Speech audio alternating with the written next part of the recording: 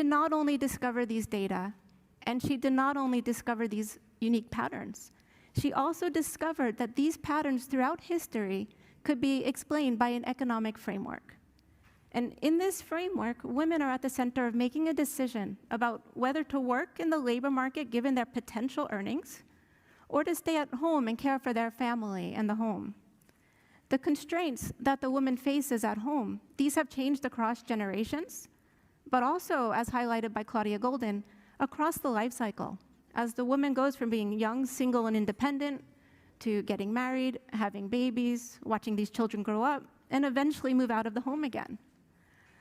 Her potential earnings in the labor market, this potential is in part determined by decisions that this woman made, decisions, for instance, about how much education to get, decisions that she made when she was a young girl, decisions that she made as a young girl based on her expectations about her future career and family paths. But how are these expectations formed? These expectations are in part formed by looking to the outcomes of generations of the past, by observing, for instance, what my mother did in the labor market when I was a young girl.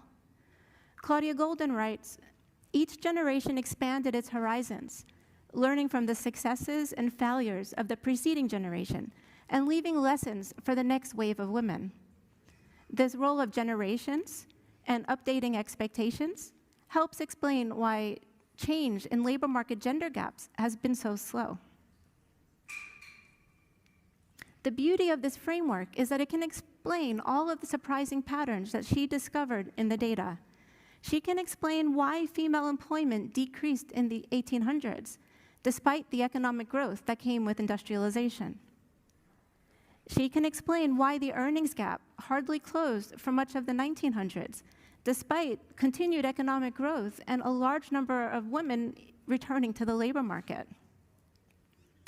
She can explain why the gender gap in earnings suddenly started to close in the 1980s, and the surprising role of the birth control pill and changing expectations. And she can explain why the earnings gap has stopped closing today, and the role of parenthood.